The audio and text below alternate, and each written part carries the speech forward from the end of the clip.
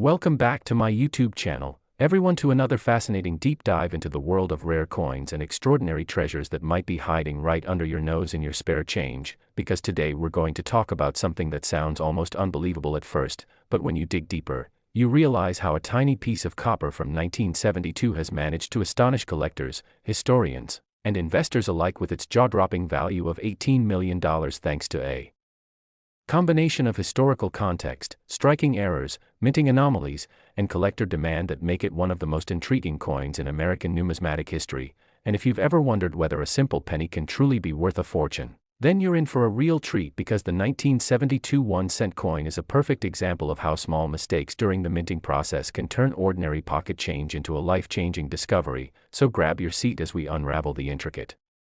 details of this iconic coin and explore why it has captured the imagination of coin enthusiasts across the world, beginning with its historical background, which plays a surprisingly large role in its rarity, because the year 1972 was a period of change for the United States Mint, with new technology being integrated into the minting process, the increasing use of die hubbing techniques, and large production volumes that created the perfect storm for unexpected errors to emerge. And among these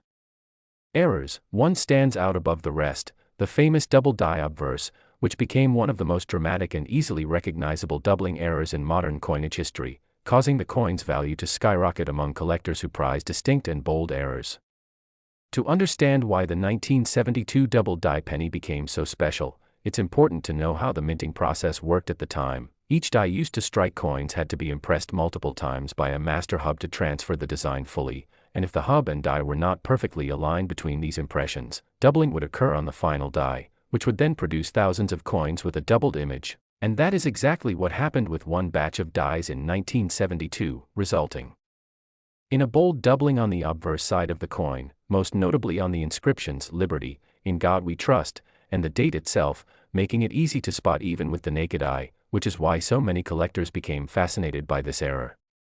But not all double dies are created equal, and what makes the 1972 double die especially valuable is the clarity and strength of the doubling, along with the fact that only a limited number of these coins were produced before the error was caught, meaning they're much rarer than regular coins from that year.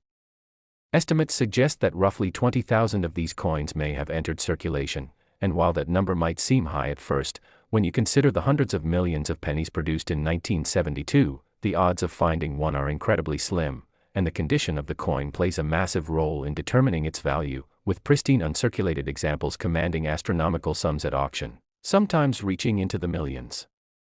Over the years, collectors have identified multiple varieties of double dies from 1972, with the most famous being double die obverse number 1, which features the boldest and clearest doubling, and this is the variety that has sold for mind-blowing amounts, with a top-graded example in mint state condition recently being valued at an astonishing $18 million due to its combination of rarity, error prominence, and collector demand. But there are other lesser varieties as well, such as DDO number 2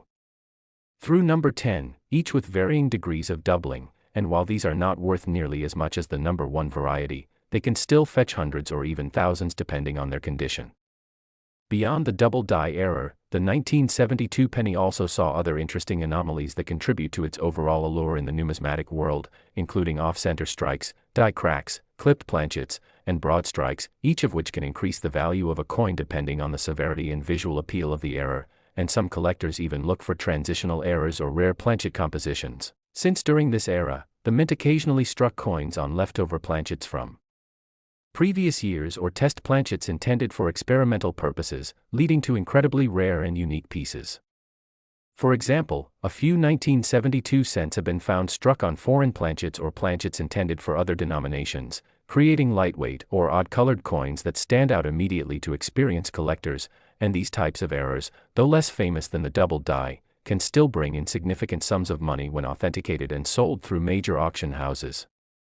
Authentication is a key factor in the valuation of any error coin, and for something as valuable as a 1972 double die penny, having it certified by a reputable grading service like PCGS or NGC is essential, because the coin market is rife with counterfeits and machine doubling, which is a far more common but far less valuable phenomenon that can trick inexperienced collectors. True hub doubling, like what is seen on the 1972 DDO number 1, features distinct separation lines and a notched appearance on the letters, whereas machine doubling tends to look flat, shelf-like, and lacks the crisp separation. This distinction is crucial because the real double-die pennies are the ones that command high prices, while machine-doubled coins are generally worth little more than face value, but when a genuine double-die penny is found in high grade, the price can escalate dramatically due to competition among collectors and investors who see these coins as both historical artifacts and tangible assets that appreciate in value over time. Over the decades, the mystique surrounding the 1972 double-die penny has only grown, partly because of its prominent place in coin collecting literature and partly because of the stories of ordinary people finding one in their pocket change and suddenly possessing something worth thousands or even millions, which inspires treasure hunters to keep checking their coins carefully. In fact, the 1972 double die is often one of the first major errors new collectors learn about because of how striking and easy to spot the error is, and this has created a steady base of demand that keeps the coin's value strong in the market.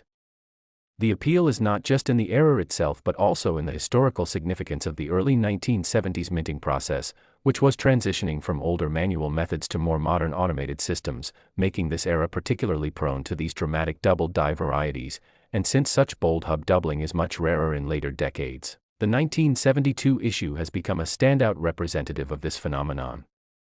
In addition to errors, condition plays a massive role in the coin's valuation, with factors like strike quality, luster, toning, and the presence or absence of contact marks all influencing the grade assigned by professional grading companies, and since coins that entered circulation typically suffered from wear and tear, finding a 1972 double-die penny in mint state condition is exceedingly rare, which explains why top-graded examples are worth millions. Collectors often focus on coins graded MS65 or higher, with full original red luster, because these are the most desirable and scarce, and when you combine that with a bold double-die error, you have a coin that is essentially a once-in-a-lifetime find. Auction records support this, with examples of the 1972 double-die penny consistently selling for impressive sums at major numismatic auctions, often attracting bidding wars between seasoned collectors and wealthy investors who see the coin as both a status symbol and a hedge against economic uncertainty, since rare coins like this have historically held or increased their value over time. What makes the story even more fascinating is that the 1972 penny is still out there in circulation today, albeit in tiny numbers, because many people never realized they had an error coin and simply spent it as normal, which means it's entirely possible, however unlikely, that someone could find one in their change today and stumble upon a fortune, and this possibility keeps the excitement alive in the coin collecting community. People search through rolls of pennies from banks, estate sales, and old collections, hoping to discover that bold doubling that indicates they've struck gold, so to speak, and because the error is so prominent, even beginners can participate in the hunt without needing expensive equipment, though magnification and good lighting help. Beyond the famous DDO, lesser-known errors from the same year have also gained attention. For example, off-center strikes where the design is partially missing can create visually interesting coins, especially when the date is still visible, making them both collectible and valuable. Die cracks, where raised lines appear on the coin's surface due to cracks in the die, can range from minor to dramatic, with some forming patterns that collectors nickname, adding to their appeal, clipped planchets. Occur when the metal blank is improperly cut, leaving a crescent-shaped missing area, and depending on the size and location of the clip, these can bring in hundreds of dollars. Broad strikes, where the coin is struck outside the retaining collar, cause the coin to expand outward and lose its raised rim, creating a strikingly different look that error collectors prize. Next, 1973 1-cent USA coin. Everyone to another thrilling and eye-opening deep dive into the fascinating world of rare coins where ordinary pocket change can transform into a life-changing treasure, because today we are going to explore the incredible story of the 1973 1-cent coin, a coin that has stunned collectors and investors alike with its staggering value of $14 million thanks to a combination of minting errors, historical significance, and extraordinary rarity that make it one of the most captivating pieces in modern numismatic history. And if you've ever wondered how a simple penny from the early 1970s could become worth more than luxury homes and sports cars combined, then you're about to find out as we journey through the minting process, the specific mistakes that occurred, the varieties that emerged, and the intense collector demand that has driven the price of these coins to unbelievable heights. The story of the 1973 1-cent begins in a transitional period for the United States Mint, when technological advancements and production pressures created conditions ripe for striking anomalies, with millions upon millions of Lincoln cents being produced at multiple mints to meet circulation demand, and within that massive output, a few extraordinary errors slipped through the cracks. giving rise to some of the rarest and most valuable pennies known today. The most famous and sought after of these errors is the double die variety, a type of minting error that occurs when the working die used to strike coins is impressed by the hub more than once in misaligned positions, creating a distinctive doubled image on the struck coins.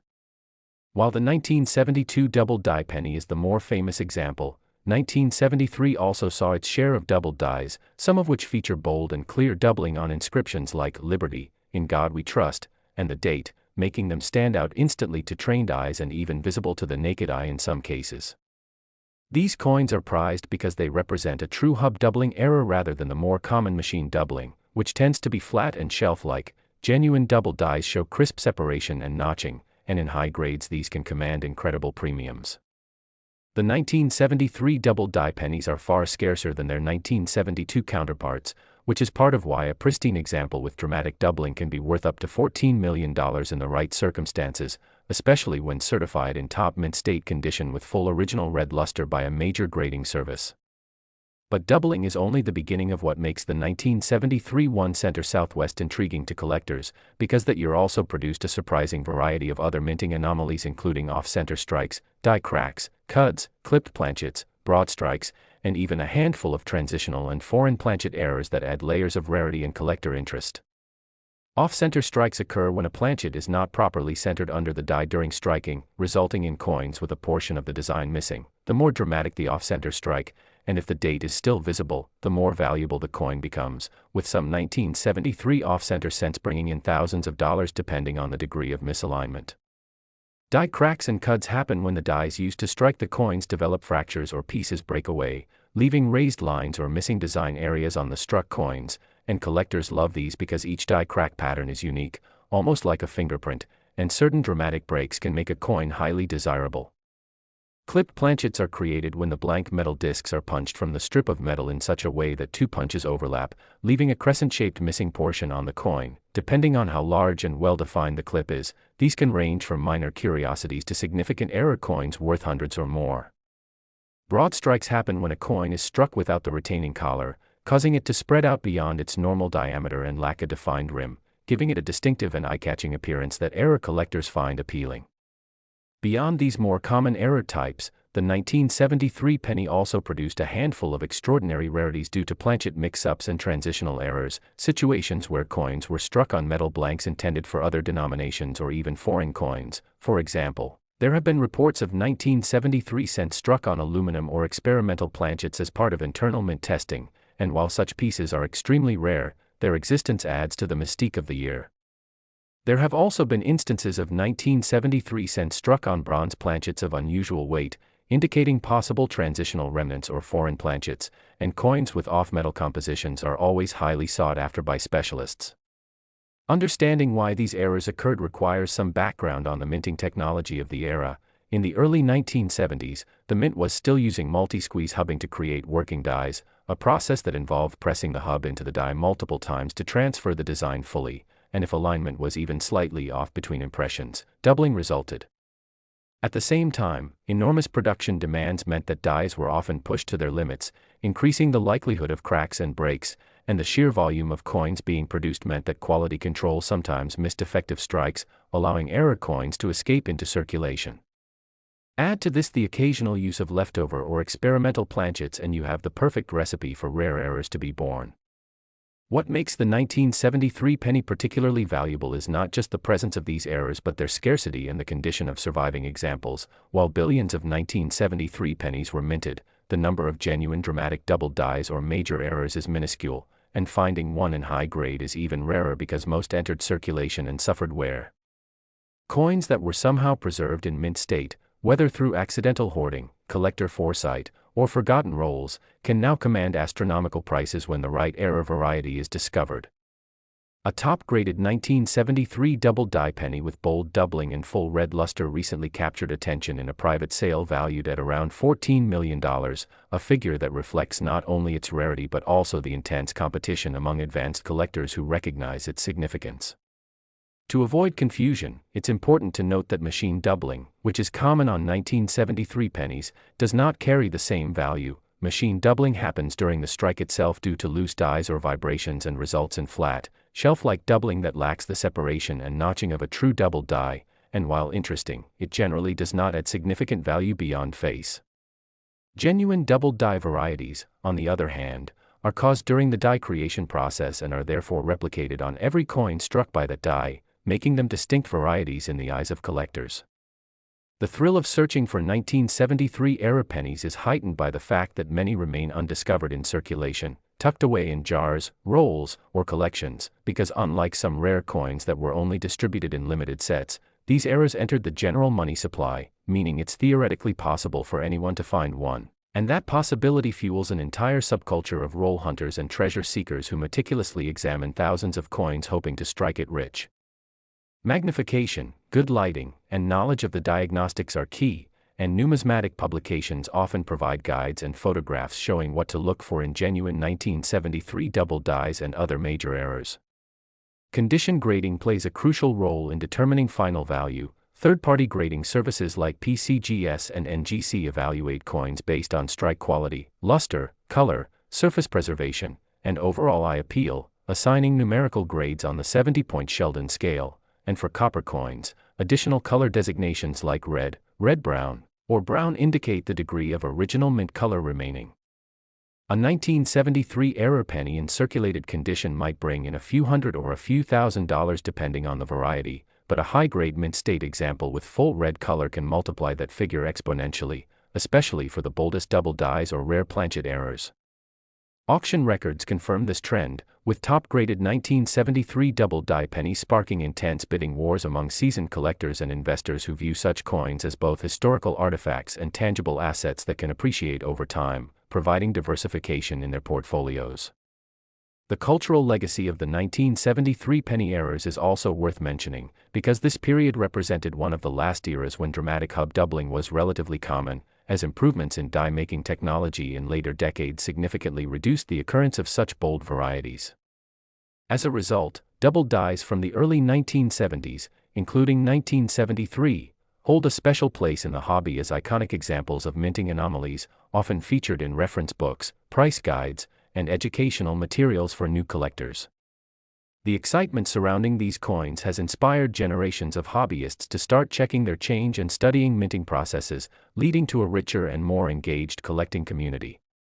The fact that a tiny copper coin, produced in the billions, can harbor a hidden variety worth millions captures the imagination in a way few other collectibles can, and this allure is part of why era collecting has become one of the most vibrant and competitive areas of numismatics.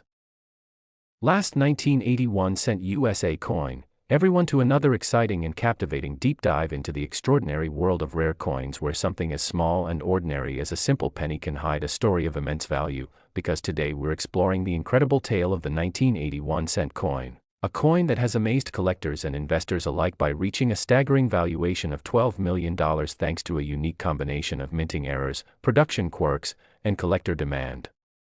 that make it one of the most fascinating and sought-after coins of its era. And if you've ever wondered how a penny minted over 4 decades ago could be worth more than luxury mansions and supercars, then stay tuned because this story will take you through the minting process, the specific errors that occurred in 1980, the varieties that emerged, and the powerful forces in the collector's market that elevated this unassuming copper coin into a legendary numismatic treasure.